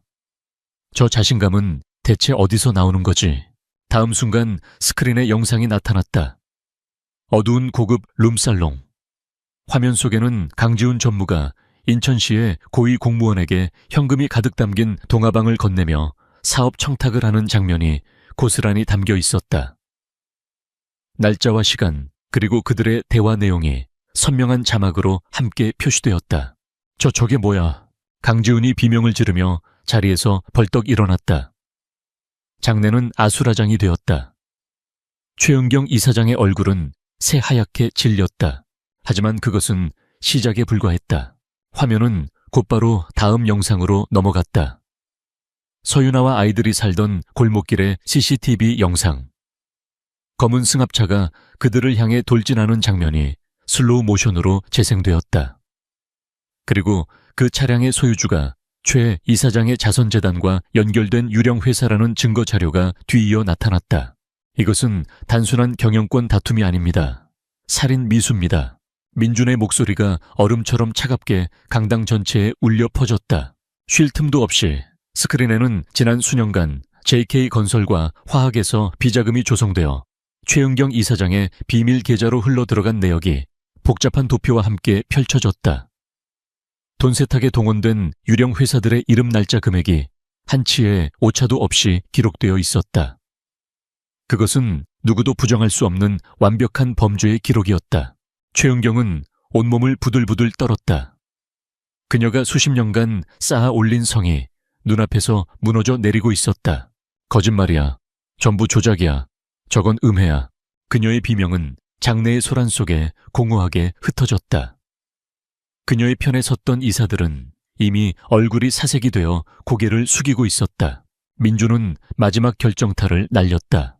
최은경 이사장, 당신은 내 아버지의 아내였고 나에게는 어머니와 같은 분이었습니다. 하지만 당신은 권력을 위해 한 여자의 인생을 망가뜨렸고 당신의 핏줄이 아니라는 이유로 내 아이들을 죽이려 했습니다. 당신은 더 이상 이 회사에 그리고 내 가족의 일원이 될 자격이 없습니다. 그가 말을 마치는 순간 강당의 뒷문이 활짝 열렸다. 검찰 수사관들이 굳은 표정으로 들어오고 있었다. 그들은 곧장 단상으로 향했다. 특정경제범죄, 가중처벌 등에 관한 법률 위반 뇌물공여, 살인 미수 등의 혐의로 최은경 씨와 강지훈 씨를 긴급 체포합니다. 수사관들이 강지훈과 최은경에게 다가가 차가운 수갑을 채웠다. 강지훈은 주저앉아 울부짖었고 최은경은 실성한 사람처럼 웃다가 울다가를 반복하며 끌려나갔다. 그들이 평생을 바쳐 쌓아 올린 탐욕의 제국이 수많은 카메라 플래시 세례 속에서 산산조각 나는 순간이었다. 모든 소란이 끝난 후 강민주는 텅 빈 단상에 홀로 서 있었다. 길고 길었던 전쟁이 끝났다. 하지만 그의 얼굴에는 승자의 기쁨 대신 깊은 허무함과 새로운 책임감의 무게가 드리워져 있었다. 그는 이제 돌아가야 했다. 그의 진짜 세상, 그의 진짜 가족이 기다리는 곳으로. 주주총회에 폭풍이 휩쓸고 간 후 재계는 한동안 JK그룹의 이야기로 떠들썩했다. 최은경과 강지훈 모자는 법의 엄정한 심판을 받았다. 그들이 수십 년간 쌓아 올린 범죄의 탑은 언론의 집중포화 속에서 낱낱이 해체되었고 결국 긴 징역형을 선고받으며 역사의 뒤양일로 사라졌다. 강민주는 피해 숙청을 단행했다. 최은경 라인에 서서 불법에 가담했던 임원들은 모두 해고되었고 그 빈자리는 능력과 충성심을 갖춘 젊은 인재들로 채워졌다. JK그룹은 큰 상처를 입었지만 썩은 부위를 도려낸 덕분에 오히려 더 건강하고 투명한 조직으로 거듭날 준비를 마쳤다. 하지만 강민준에게 이런 것들은 더 이상 삶의 중심이 아니었다. 그의 진짜 세상은 다른 곳에 있었다. 그는 서울의 화려한 펜트하우스를 처분했다. 그곳은 성공의 상징이었지만 동시에 고독과 상처의 공간이기도 했다. 대신 그는 경기도 외곽 넓은 정원이 딸린 아늑한 단독주택을 구했다. 차가운 대리석과 유리 대신 따뜻한 원목과 햇살이 가득한 집이었다. 그 집으로 그는 자신의 진짜 가족을 데려왔다. 새로운 삶은 서툴고 어색했다. 7년의 공백과 상처는 하루아침에 사라지지 않았다. 유나는 여전히 밤마다 악몽을 꾸었고 낯선 초인종 소리에도 화들짝 놀라곤 했다. 그녀의 마음속 깊은 곳에는 세상과 남자에 대한 불신이 흉터처럼 남아있었다. 민주는 그녀를 다그치지 않았다. 그는 왕좌에 앉아 명령을 내리던 남자가 아니라 상처 입은 아내의 곁을 묵묵히 지키는 남편이 되는 법을 배워야 했다. 그는 매일 아침 아이들을 유치원에 데려다 주었고, 저녁에는 회사에서 아무리 힘든 일이 있었어도 반드시 집으로 돌아와 가족과 함께 식탁에 앉았다. 가장 큰 변화는 아이들과의 관계였다. 처음 한동안 한솔이와 한결이는 그를 여전히 아저씨라고 불렀다. 민주는 그 호칭을 묵묵히 받아들이며 아이들의 세상에 조심스럽게 스며들었다. 그는 아이들과 함께 흙을 만지며 정원을 가꾸고 서툰 솜씨로 자전거 타는 법을 가르쳐 주었다. 주말에는 북적이는 놀이공원에 가서 다른 아빠들처럼 목마를 태워주며 땀을 뻘뻘 흘렸다. 어느 일요일 오후 정원에서 함께 공놀이를 하던 중이었다. 한결이가 찬 공이 대굴대굴 굴러가 도로에 멈췄다. 아이가 무심코 공을 쫓아 도로로 달려가려는 순간 민주는 심장이 멎는 듯한 기분으로 아이를 향해 몸을 날렸다. 한결아, 안 돼. 그는 아이를 품에 꼭 끌어안았다. 다행히 지나가는 차는 없었다. 하지만 민준의 심장은 미친 듯이 뛰고 있었다. 그는 아이를 잃을 수도 있었다는 공포에 질려 자신도 모르게 아이의 어깨를 붙잡고 외쳤다. 위험하잖아. 아빠가 몇 번을 말했어. 아빠. 그 단어가 그의 입에서 무심코 튀어나왔다. 그 순간 민준도 그의 품에 안긴 한결이도, 그리고 멀리서 그 모습을 지켜보던 유나도 모두 얼어붙었다. 한결이는 동그란 눈으로 아빠의 얼굴을 올려다보았다. 그리고 잠시 후 아이는 작은 목소리로 입을 열었다. 아빠 미안해요. 그 한마디가 모든 것을 바꾸었다. 7년간의 벽이 무너져 내리는 순간이었다. 그날 저녁 한솔이도 어색하게나마 그를 아빠라고 불렀다. 식탁에 둘러앉은 네 식구. 민주는 처음으로 완벽한 행복이라는 감정을 느꼈다. 그가 지난 세월 동안 쫓아다녔던 부와 명예가 얼마나 공허한 것이었는지 깨달았다. 진짜 재산은 돈으로 살 수 없는 바로 이 따뜻한 식탁 위에 있었다. 시간이 흘렀다. 유나의 얼굴에서는 그늘이 걷히고 예전의 밝은 미소가 돌아왔다. 그녀는 다시 붓을 잡고 그림을 그리기 시작했다. 그녀의 캔버스에는 더 이상 어둠과 불안이 아닌 정원에서 뛰노는 아이들과 그 곁을 지키는 남편의 따스한 모습이 채워졌다. 강민준도 변했다. 그는 여전히 유능한 경영자였지만 더 이상 냉혹한 전략가는 아니었다. 그는 직원들의 복지에 더 많은 투자를 했고 사회 환원 사업에도 적극적으로 나섰다. 그의 눈은 이제 재무제표의 숫자 너머에 있는 사람들의 삶을 보기 시작했다. 어느 화창한 봄날, 네 식구는 자신들의 손으로 직접 가꾼 정원에서 작은 파티를 열었다. 아이들의 웃음소리가 꽃향기와 함께 바람에 실려 퍼져나갔다. 유나는 민준의 곁에 다가와 그의 손을 조용히 잡았다. 민준 씨, 이제는 말할 수 있을 것 같아. 고마워요. 우리에게 돌아와 줘서. 민준은 말없이 아내를 끌어안았다. 그의 품에는 세상 그 무엇과도 바꿀 수 없는 그의 우주가 있었다. 그는 길고 긴 어둠의 터널을 지나 마침내 진정한 자신의 자리를 찾은 것이다. 억만장자는 자신의 아이들을 몰랐지만 결국 아이들을 통해 세상에서 가장 부유한 사람이 되는 법을 배우게 되었다. 그들의 이야기는 이제 막 진정한 행복의 첫 장을 넘기고 있었다. 서울의 심장부 테헤란로의 스카이라인을 지배하는 YS그룹의 본사 타워는 그 자체로 하나의 왕국이었다. 푸른빛이 감도는 유리와 차가운 강철로 이루어진 건물은 하늘을 찌를 듯 솟아 있었고 그 위용은 평범한 사람들에게는 위압감마저 느끼게 했다. 한소연은 타워의 거대한 회전문을 통과하며 마른 침을 삼켰다.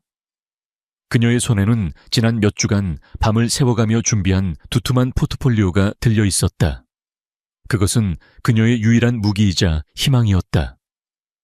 YS그룹 마케팅 전략팀 최종 면접. 수백 대 1의 경쟁률을 뚫고 올라온 마지막 관문이었다. 그녀의 차림새는 건물 로비를 오가는 다른 이들과는 사뭇 달랐다. 명품으로 휘감은 사람들 사이에서 그녀가 입은 것은 몇 년 전 큰마음 먹고 장만한 짙은 회색의 정장이었다. 비록 브랜드는 없었지만 구김 하나 없이 깔끔하게 다려 입은 모습에서 그녀의 성실하고 단정한 성격이 묻어났다. 그녀는 긴장으로 떨리는 심장을 애써 진정시키며 자신의 수험표에 적힌 면접 장소 45층을 향해 걸어갔다. 로비 한가운데가 갑자기 소란스러워지며 사람들이 양쪽으로 갈라졌다. 마치 홍해를 가르는 기적처럼. 그 중심에는 YS그룹의 총수 강지훈 회장이 있었다. 30 중반의 나이에 대한민국 재계를 호령하는 그는 얼음 왕자라는 별명처럼 차가운 카리스마를 내뿜고 있었다.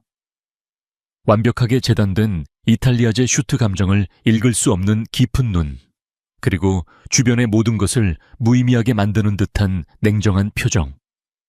그의 뒤를 비서실장이 그림자처럼 따르고 있었다. 회장님, 전용 엘리베이터가 정기 점검 중이라 부득이하게. 비서실장의 말에 지훈은 아무런 대답 없이 고개만 까딱였다. 그는 시간을 낭비하는 것을 극도로 싫어했다. 그는 망설임 없이 임직원용 엘리베이터 구역으로 향했다. 평소라면 상상도 할 수 없는 일에 주변 임원들의 얼굴이 하얗게 질렸다. 마침 엘리베이터 한 대의 문이 닫히려 하고 있었다. 서연은 초조한 마음에 거의 몸을 던지다시피 하여 붐비는 엘리베이터 안으로 간신히 비집고 들어갔다.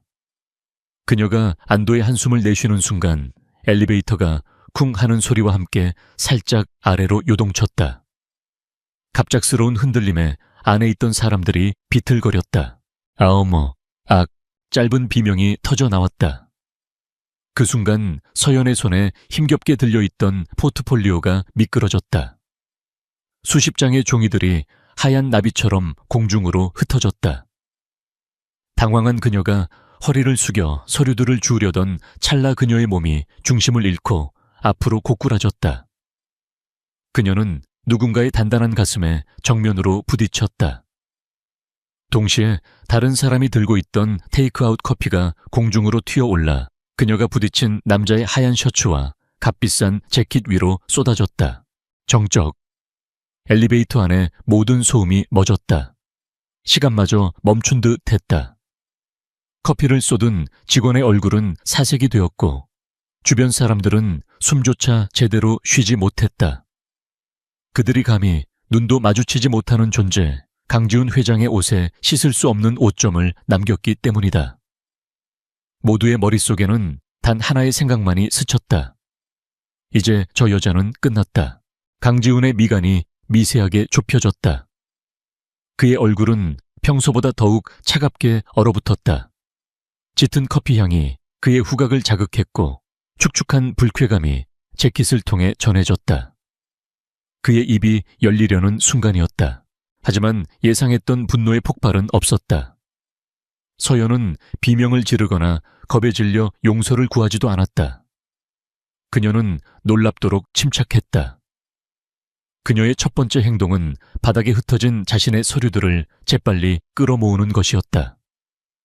그리고는 망설임 없이 몸을 돌려 강지훈을 마주했다.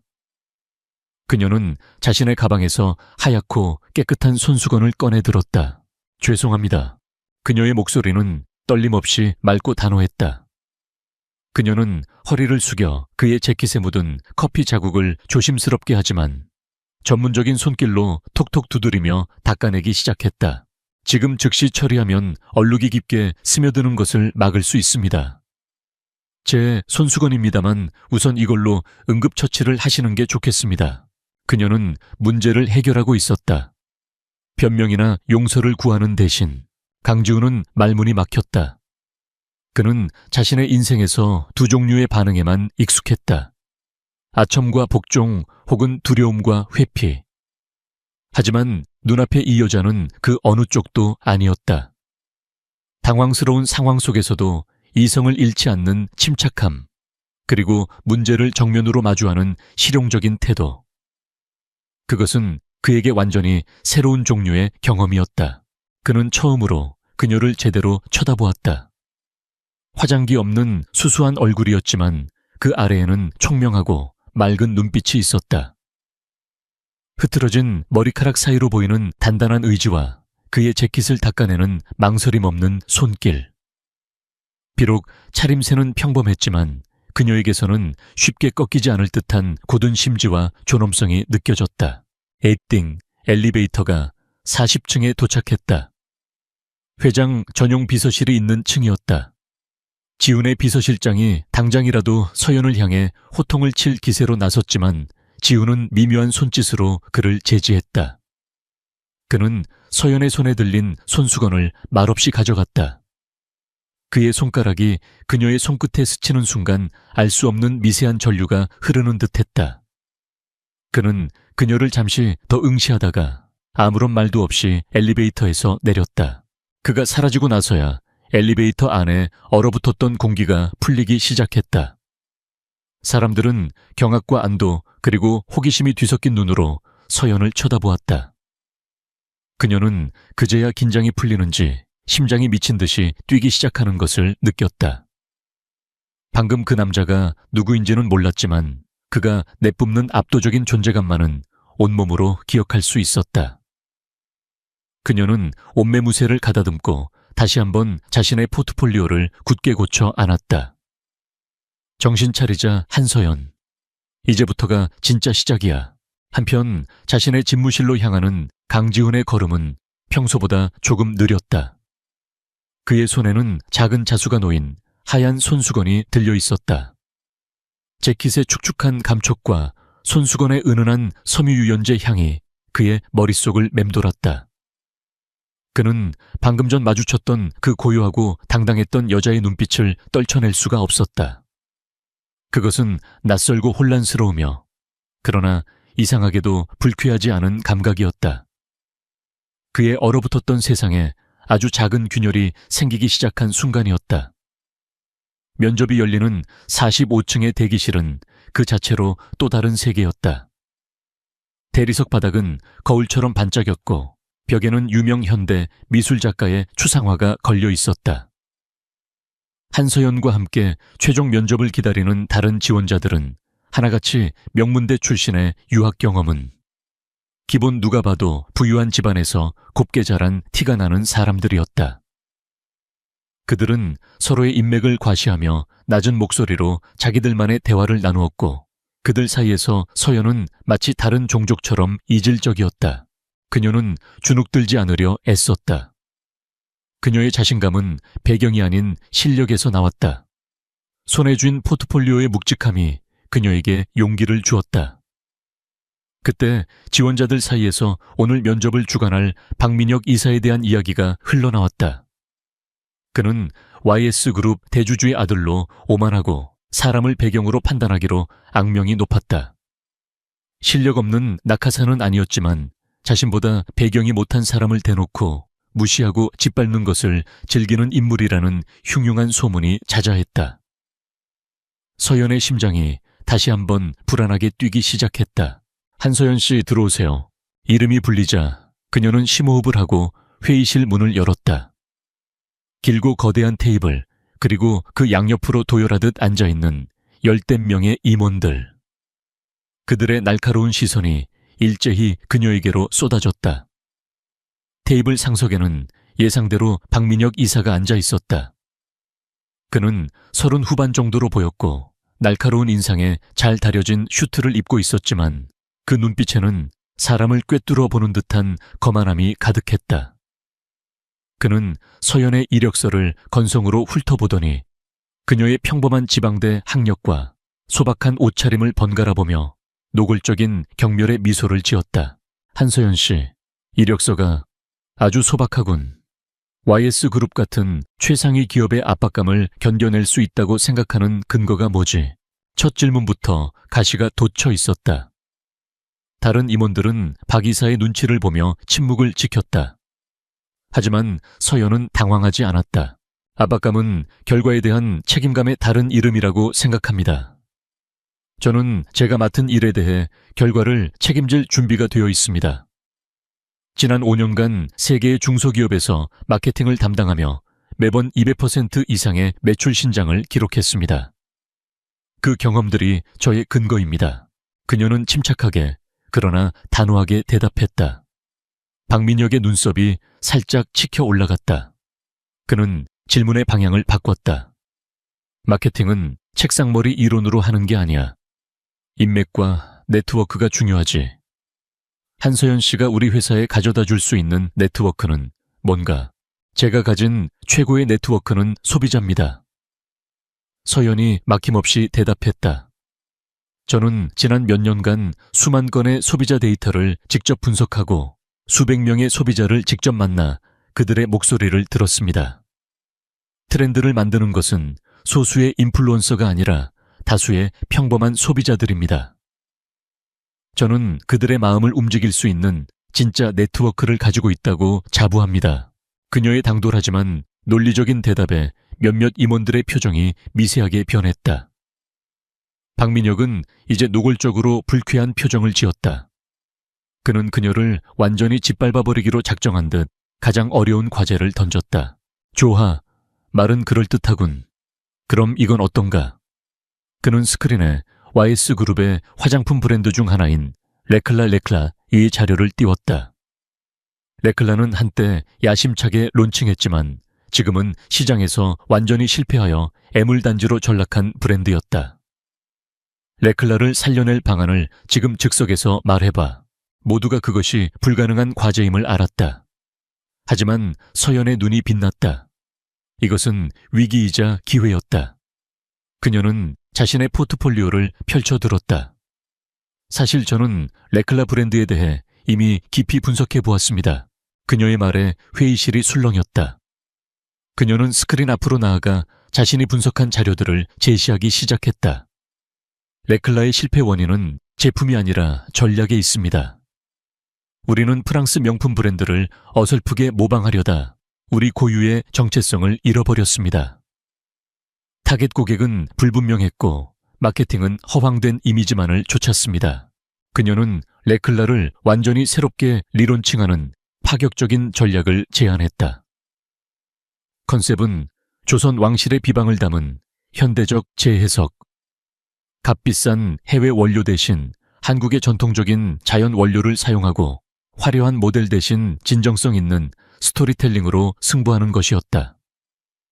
그녀의 발표는 열정적이었고 분석은 날카로웠으며 비전은 명확했다. 처음 그녀를 무시하던 임원들조차 이제는 몸을 앞으로 기울여 그녀의 말에 빠져들고 있었다. 박민혁은 자신의 의도대로 그녀가 무너지지 않자 분노로 얼굴이 굳어갔다. 그가 궤변이군, 현실성 없는 이라며 그녀의 말을 자르려던 순간이었다. 회의실의 육중한 문이 소리 없이 열렸다. 강지훈 회장이었다. 방 안의 모든 공기가 얼어붙었다. 모든 임원들이 기계적으로 자리에서 일어났다. 지훈은 그들에게는 눈길도 주지 않은 채 오직 한 사람 한서연에게 시선을 고정했다. 엘리베이터에서의 그 여자. 그는 그녀를 즉시 알아봤다. 그의 눈에 누구도 읽을 수 없는 미묘한 빛이 스쳐 지나갔다.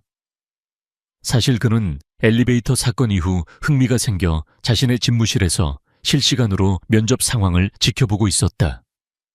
그리고 그녀의 발표는 그의 기대를 훨씬 뛰어넘는 것이었다. 그는 테이블 상석으로 걸어가 앉았다. 그리고는 나지막하지만 권위 있는 목소리로 말했다. 계속하게. 박민혁은 통제권을 되찾으려는 듯 다급하게 말했다. 회장님 면접은 거의 끝났습니다. 열정은 가상하나 배경이 워낙, 배경은 중요하지 않아. 강지훈이 그의 말을 잘랐다. 중요한 건 전략이지. 그는 서연을 향해 몸을 돌렸다. 그리고는 그녀의 전략의 핵심을 꿰뚫는 날카로운 질문을 단 하나 던졌다. 그 전략에 필요한 예상 비용과 목표로 하는 투자자 본수익률은 구체적으로 얼마인가? 창의성이 아닌 실질적인 사업 감각을 테스트하는 질문이었다. 서연은 한치의 망설임도 없이 대답했다. 그녀의 입에서 명확하고 자신감 있는 숫자들과 근거들이 흘러나왔다. 강지훈은 만족스러운 표정으로 고개를 끄덕였다. 그리고는 폭탄 선언을 했다. 더 이상 논의는 필요 없겠군. 한서연 씨, 내일부터 회장 직속 전략기획팀으로 출근하도록 경악. 회의실은 침묵에 휩싸였다. 신입사원을, 그것도 저런 배경의 지원자를 곧바로 회사의 핵심 중의 핵심인 회장 직속팀에 배치하는 것은 전례 없는 일이었다. 모든 위계 질서를 무시하는 파격적인 결정이었다. 박민혁의 얼굴은 분노와 굴욕감으로 시뻘겋게 달아올랐다. 이것은 자신의 권위에 대한 명백한 도전이었다. 그는 이제 서연을 단순한 신출내기가 아닌 자신을 모욕한 위협적인 존재로 인식하기 시작했다. 면접은 그렇게 끝났다.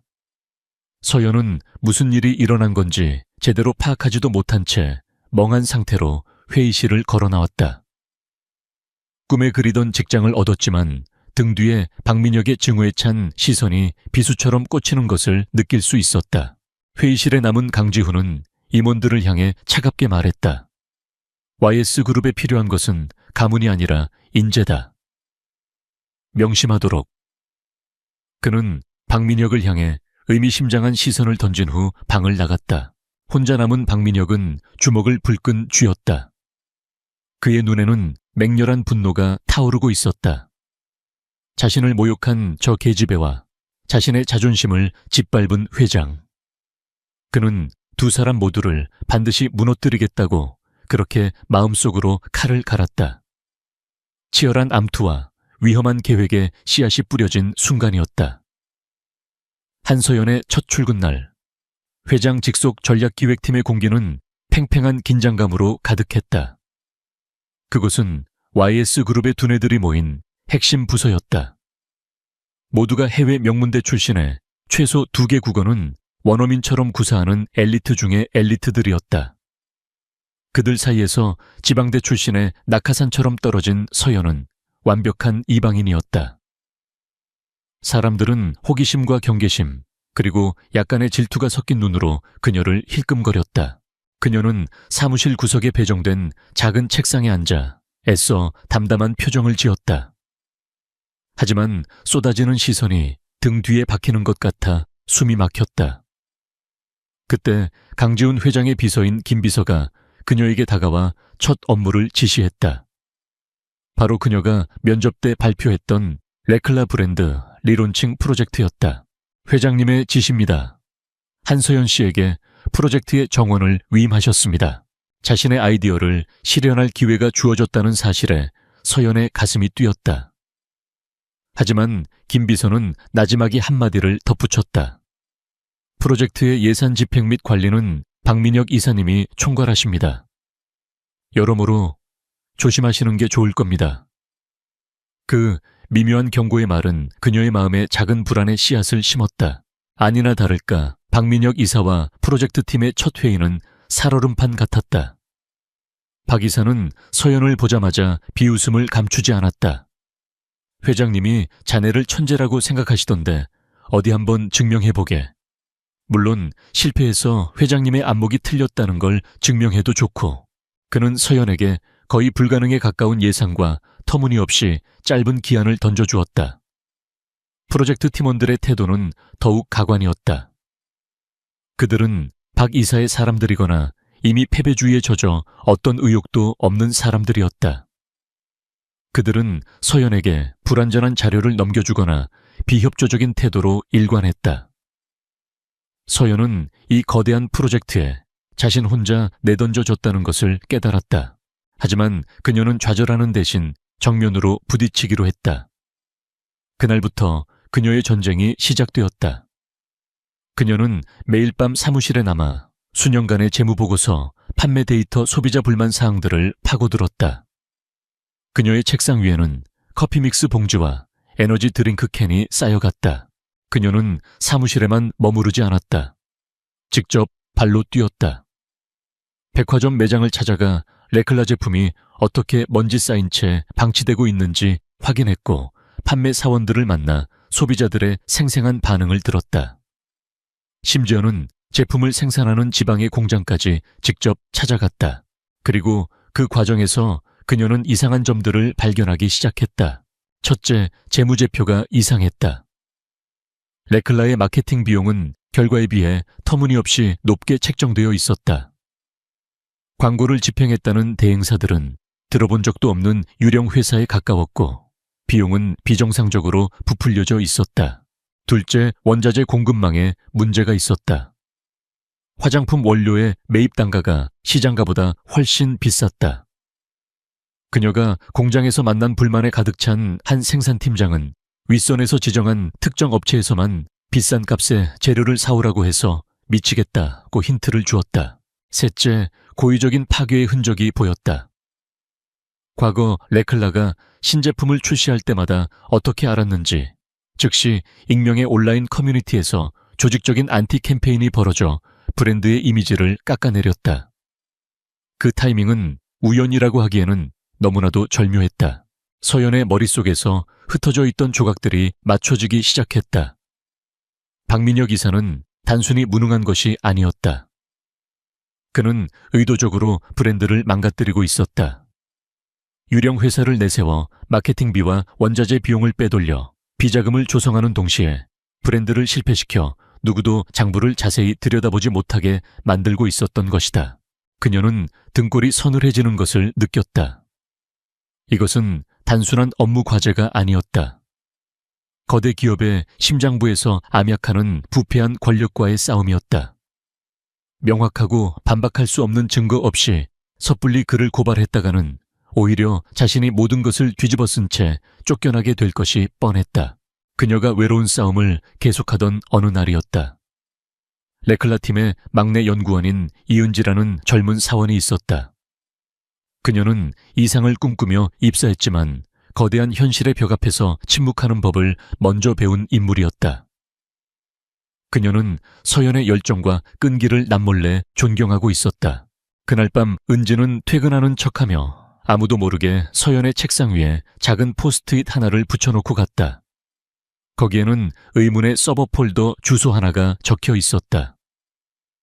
서연이 조심스럽게 접속한 그 폴더 안에는 박민혁 이사가 프로젝트를 맡기 전에 수정되지 않은 과거 원자재 매입 보고서들이 고스란히 들어있었다.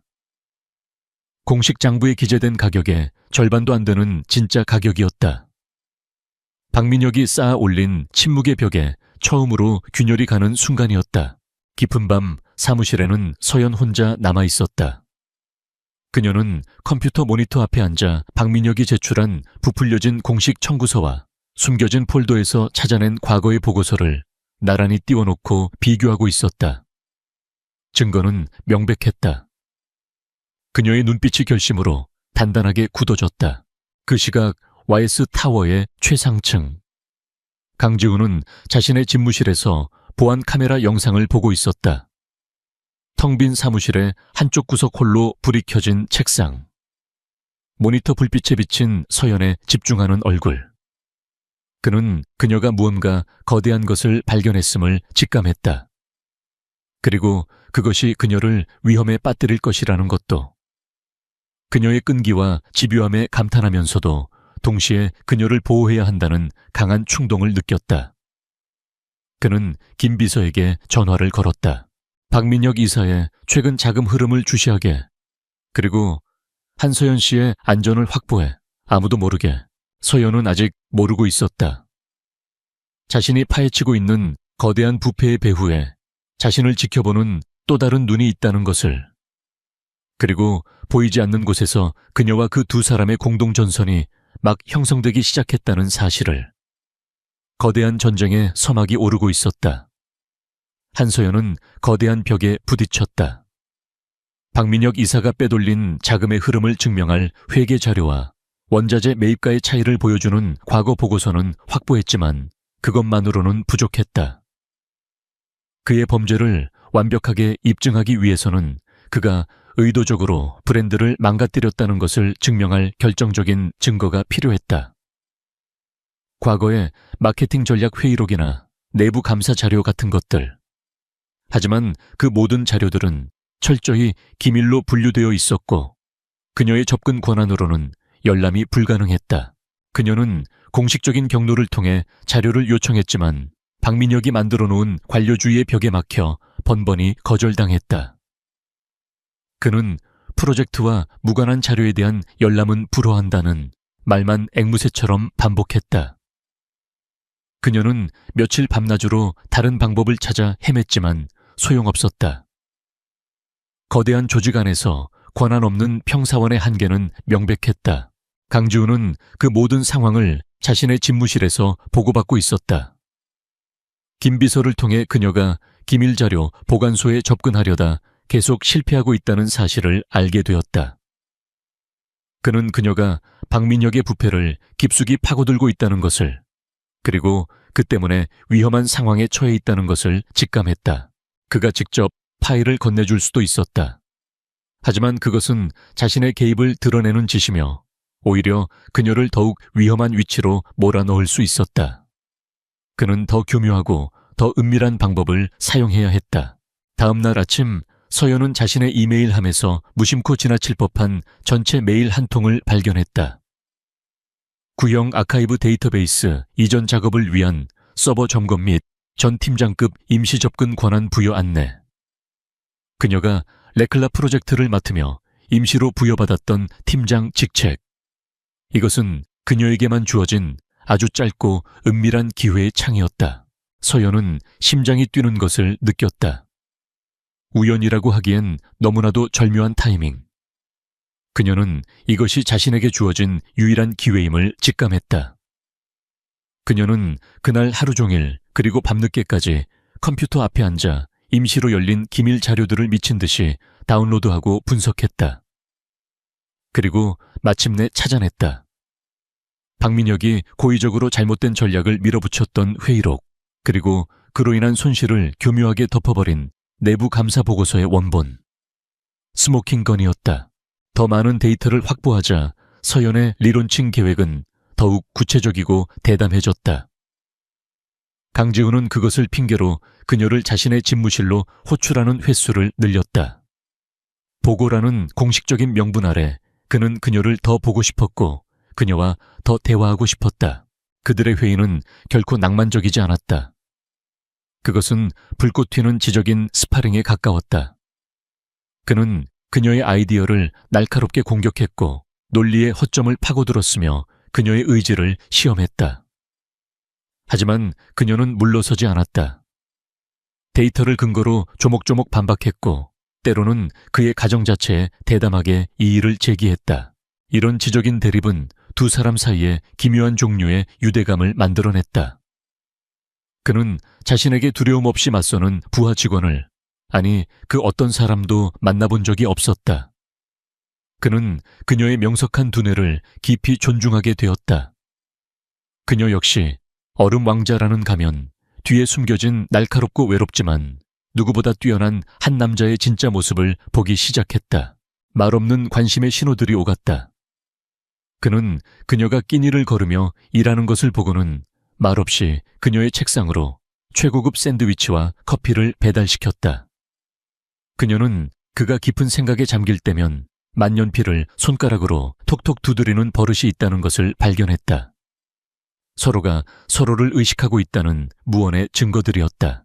어느 늦은 밤 강지훈은 자신의 집무실에서 보안 카메라를 통해 아직도 꺼지지 않은 서연의 자리 불빛을 보았다. 그는 자신도 모르게 자리에서 일어나 그녀의 사무실로 향했다. 그녀는 책상에 엎드려 잠들어 있었다. 서류 더미에 파묻힌 채 고단한 잠에 빠져 있었다. 그는 그녀를 깨우려다 순간 망설였다. 차가운 사무실 조명이 그녀의 얼굴 위로 부드럽게 쏟아져 내리고 있었다. 그 순간 그는 그녀를 보호하고 싶다는 강렬한 충동에 휩싸였다. 그는 자신의 슈트 재킷을 벗어 조심스럽게 그녀의 어깨 위에 덮어주었다. 그것은 엘리베이터에서의 사건을 떠올리게 했지만 이번에는 커피 얼룩 때문이 아니었다. 순수하고 부드러운 배려의 행동이었다. 그의 재킷이 주는 무게감과 온기에 서연이 잠에서 깨어났다. 그녀는 자신의 어깨에 걸쳐진 남자의 재킷을 보고 놀랐다. 고개를 들자 그곳에는 평소와는 다른 어딘지 모르게 부드러운 표정의 강지훈이 서 있었다. 두 사람 사이에 어색하지만 강렬한 침묵이 흘렀다. 집에 가서 쉬도록 해. 그의 목소리는 평소보다 한 톤 낮고 부드러웠다. 하지만 프로젝트가 그녀가 반사적으로 항의하려 했다. 훌륭한 전략가도 쓰러지면 아무 소용없어. 그가 그녀의 말을 막았다. 그는 상사로서 직원의 복지를 걱정하는 것뿐이라며 그녀에게 집까지 태워주겠다고 제안했다. 차 안은 대부분 침묵이 흘렀지만 그것은 불편하지 않았다. 오히려 말하지 않아도 서로의 마음을 느끼는 듯한 편안한 침묵이었다.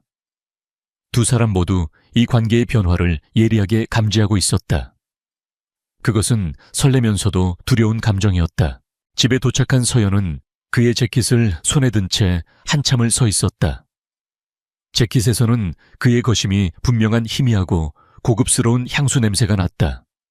그녀는 혼란스러웠다. 이 회사에 자신의 능력을 증명하고 경력을 위해 싸우러 왔다. 이렇게 무섭고 어려운 상사에게 마음이 흔들릴 것이라고는 상상도 하지 못했다. 그녀의 직업적인 싸움은 이제 개인적이고 감정적인 싸움과 뒤얽혀 버렸다. 차 안에 남은 강지훈 역시 자신의 감정과 씨름하고 있었다. 저 여자는 그의 모든 방어벽을 허물어 버렸다. 처음에는 그녀의 능력에 끌렸지만 이제는 그녀의 안위를 걱정하고 그녀의 정신력에 감탄하며 오래전에 죽어버렸다고 생각했던 온기를 느끼고 있었다. 얼음 왕자가 녹아내리고 있었다. 그는 자신이 어떻게 해야 할지 알 수 없었다. 유능한 직원을 보호하는 것과 자신의 마음을 사로잡은 여자를 지키는 것. 그 경계가 위험할 정도로 흐릿해지고 있었다.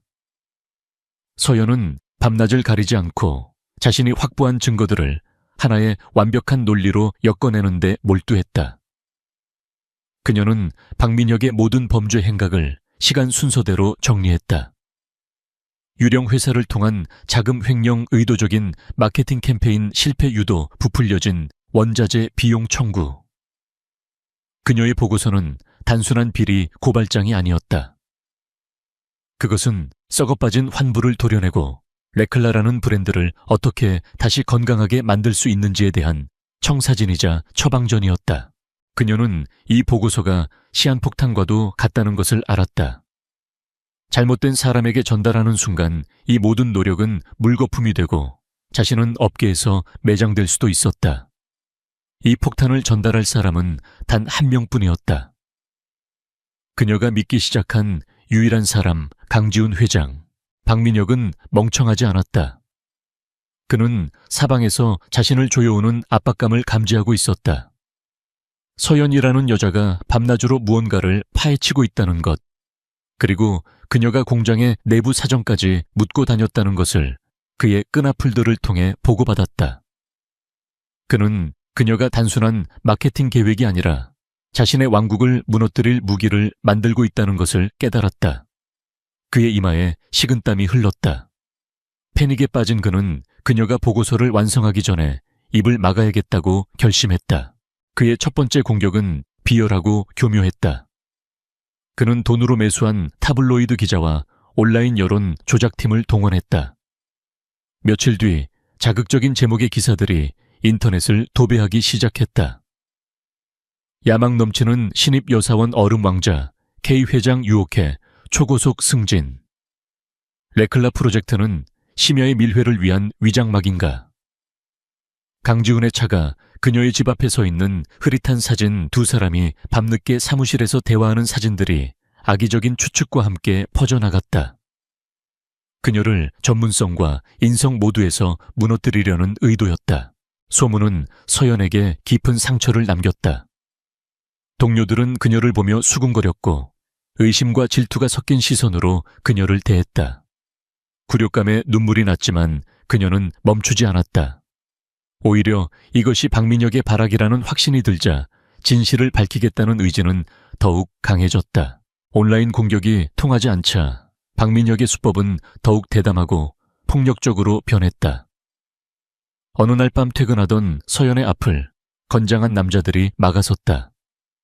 그들은 마치 실수인 척 그녀와 세게 부딪혀 그녀를 넘어뜨렸다. 그녀의 가방에서 쏟아진 서류들. 남자 중 하나가 그녀의 귓가에 섬뜩한 목소리로 속삭였다. 더 이상 끼어들지 마. 그러다 진짜 다쳐. 그것은 명백한 협박이었다. 그날 밤 그녀의 자취방에 도둑이 들었다. 귀중품은 사라지지 않았지만 방은 엉망이 되어 있었고 책상 위에 있던 그녀의 연구자료, 백업 USB가 사라졌다. 그녀를 공포에 질리게 하려는 의도였다.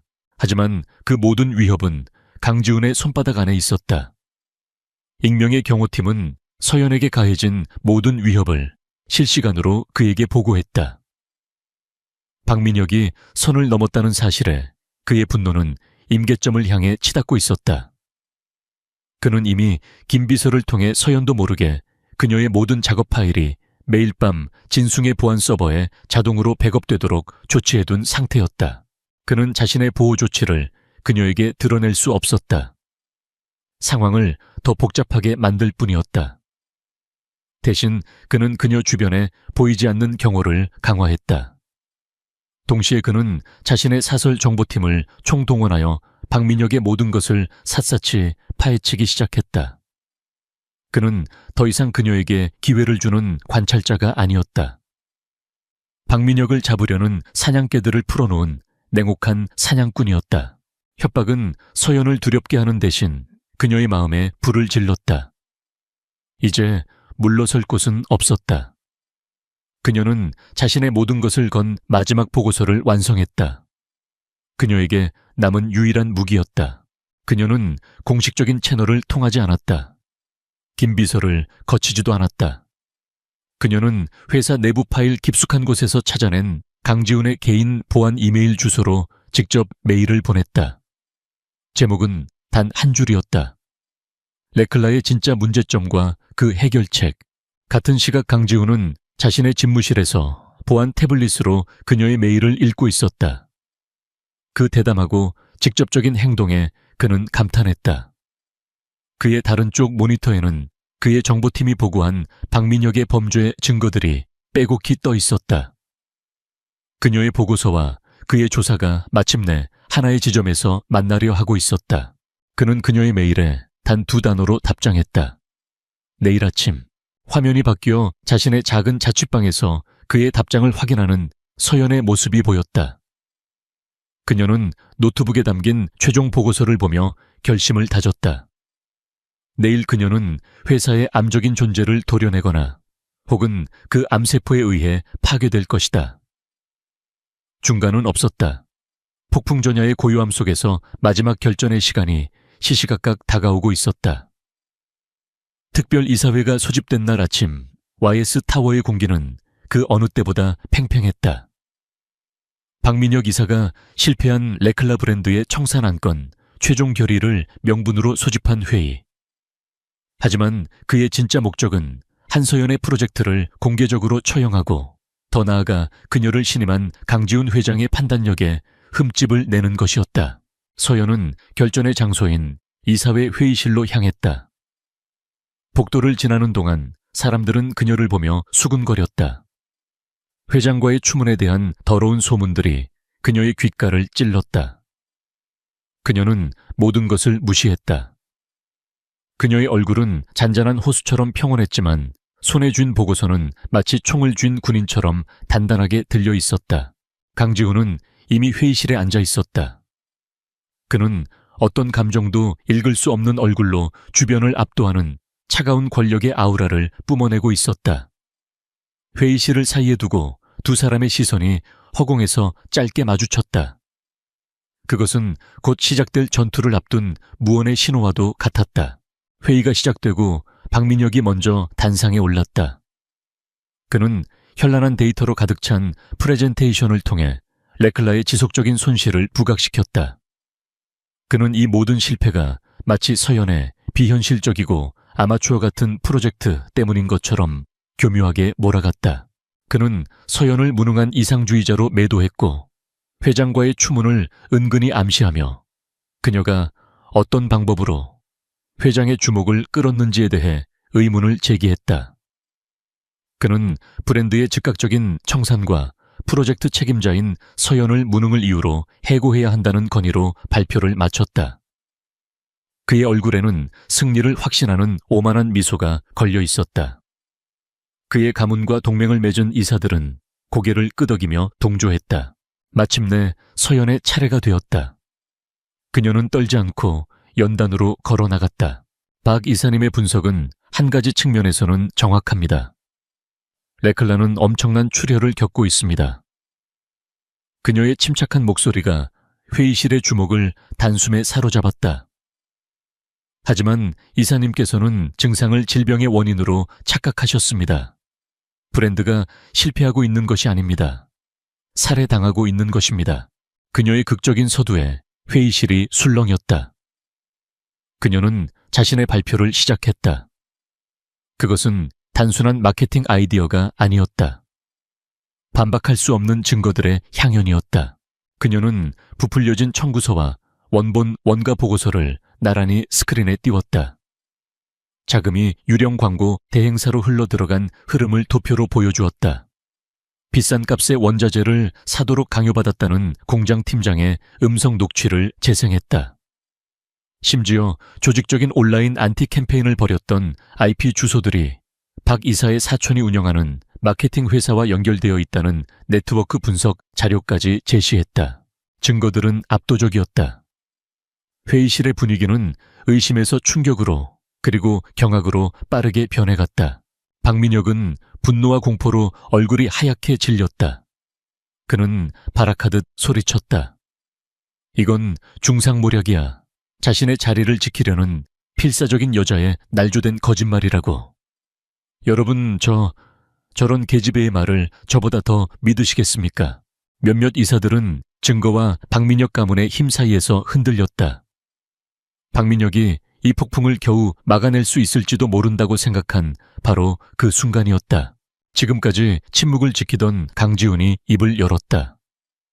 그의 목소리는 나지막했지만 회의실 전체를 울리는 무게를 담고 있었다. 날조라고 했나 박 이사. 그가 김 비서에게 신호를 보냈다. 서연의 발표 자료가 떠있던 중앙 스크린이 새로운 화면으로 전환되었다. 그곳에는 박민혁의 해외 계좌 내역이 떠 있었다. 그가 유령 회사 대표들과 횡령 계획을 명백하게 논의하는 도청된 통화 내용이 흘러나왔다. 심지어 그가 서연을 위협하기 위해 고용했던 불량배들을 만나는 감시 카메라 영상까지 재생되었다. 이것은 강지훈의 오메가 프로토콜이 찾아낸 증거들이었다. 서연이 결코 손에 넣을 수 없는 수준의 마지막 결정타. 이 증거들은 강지훈이 얼음처럼 차가운 목소리로 말했다. 이미 검찰청에 제출되었네. 그리고 그들이 지금 박 이사를 아래층에서 기다리고 있지. 체크메이트. 회의실은 아수라장이 되었다. 박민혁의 얼굴에서 모든 오만함이 무너져 내리고 완전한 패배감과 공포만이 남았다. 그는 비명을 지르며 무언가 말하려 했지만 아무런 의미도 없었다. 그를 지지했던 이사들은 이제 경멸과 공포의 눈으로 그를 바라보며 거리를 두기 시작했다. 회의실 문이 열리고 검사와 수사관들이 들이닥쳐 넋이 나간 박민혁에게 체포영장을 제시했다. YS그룹의 막강한 권력자였던 그는 초라하고 비참한 범죄자가 되어 질질 끌려나갔다. 그 모든 혼란의 한가운데 서연은 연단에 서서 모든 광경을 지켜보고 있었다. 그녀의 얼굴에는 충격과 안도 그리고 극심한 피로감이 뒤섞여 있었다. 강지훈은 아수라장을 가로질러 망설임 없이 그녀에게로 걸어갔다. 그는 그녀의 앞에 서서 다른 사람들의 호기심 어린 시선으로부터 그녀를 가려주는 방패가 되어주었다. 그는 아무 말도 하지 않았지만 그의 눈빛이 모든 것을 말해주고 있었다. 자부심 감탄, 그리고 깊고 진한 안도감. 그는 거의 알아차릴 수 없을 정도로 작게 고개를 끄덕였다. 그것은 승리와 파트너십을 의미하는 강력하고 조용한 신호였다. 지독했던 폭풍이 마침내 끝나는 순간이었다. 박민혁 이사가 구속되고 YS그룹의 부패한 뿌리가 대대적으로 잘려나간 후 며칠의 시간이 흘렀다. 회사는 한바탕 거대한 폭풍이 휩쓸고 지나간 듯 어수선했지만 그 혼란 속에서 새로운 질서가 잡혀가고 있었다. 한서연은 하루아침에 YS그룹의 영웅이 되어 있었다. 그녀의 이야기는 신화처럼 퍼져나갔다. 평범한 배경을 가진 한 여성이 자신의 실력과 용기만으로 거대한 권력의 비리를 파헤치고 몰락해가던 브랜드를 구원했다는 이야기. 그녀를 무시하고 경멸하던 동료들은 이제 그녀를 존경과 경외의 눈으로 바라보았다. 하지만 그녀는 그 모든 소란의 중심에서 조용히 물러나 있었다.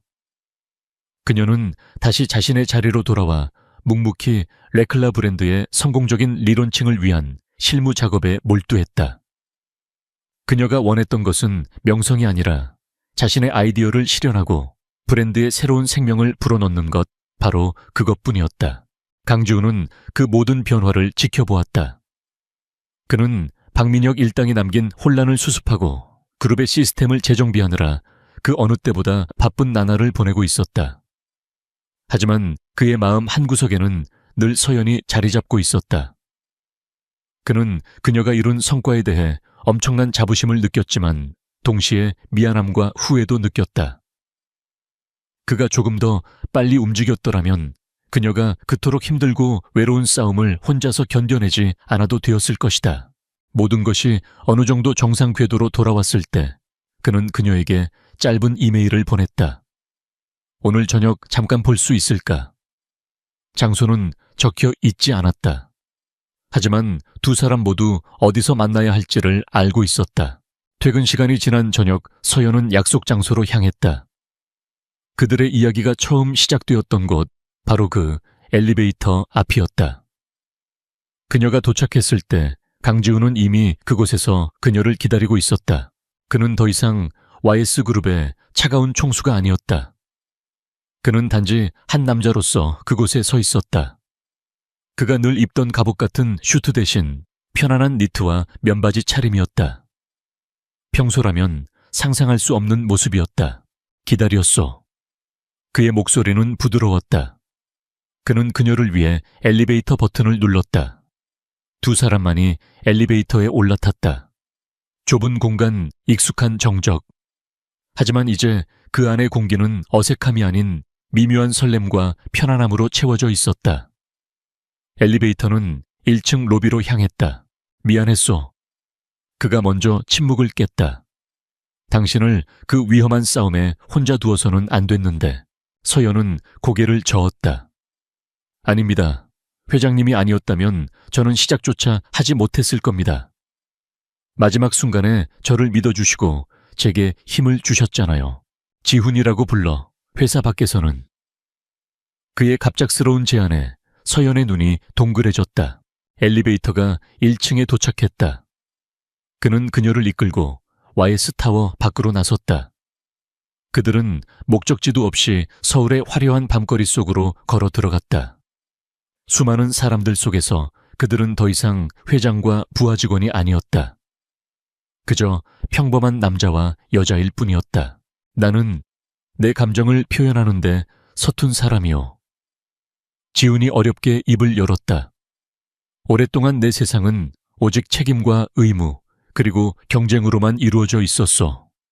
감정은 사치라고 약점이라고만 생각했지. 그는 걸음을 멈추고 그녀를 마주보았다. 도시의 넌사인이 그의 진지한 얼굴 위로 부서져 내렸다. 하지만 당신이 내 세상에 들어온 후 모든 것이 변했어. 나는 당신의 능력에 감탄했고 당신의 용기에 반했어. 그리고 당신이 위험에 처했을 때 내 심장이 무너져 내리는 것을 느꼈어. 그것이 사랑이라는 것을 깨닫는 데는 오랜 시간이 걸리지 않았어. 그것은 그의 인생에서 가장 솔직하고 용기 있는 고백이었다. 얼음 왕자가 자신의 심장을 내어 보이는 순간이었다. 서연은 숨을 멈췄다. 그녀가 꿈꿔왔지만 감히 기대하지 못했던 순간이었다. 그녀의 마음 역시 이미 오래전부터 그를 향해 있었다. 그의 차가움 속에 숨겨진 따뜻함을, 그의 외로움을, 그리고 자신을 향한 그의 진심을 그녀는 느끼고 있었다. 그녀는 대답 대신 조용히 그의 손을 잡았다. 그것만으로도 충분했다. 그녀의 따뜻한 천이 그의 손을 통해 전해졌다. 강지우는 그녀의 손을 부드럽게 감싸 쥐었다. 마침내 두 개의 세상이 하나로 합쳐지는 순간이었다. 그들은 그렇게 한참을 말없이 함께 걸었다. 엘리베이터 안에 작은 우연으로 시작된 그들의 이야기는 이제 막 진짜 사랑의 첫 페이지를 열고 있었다. 그들의 앞날에는 또 어떤 도전들이 기다리고 있을지 알 수 없었다. 하지만 한 가지는 분명했다. 이제 그들은 더 이상 혼자가 아니었다. 서로의 곁에서 서로에게 힘이 되어주며 그들은 어떤 폭풍우도 함께 헤쳐나갈 것이었다.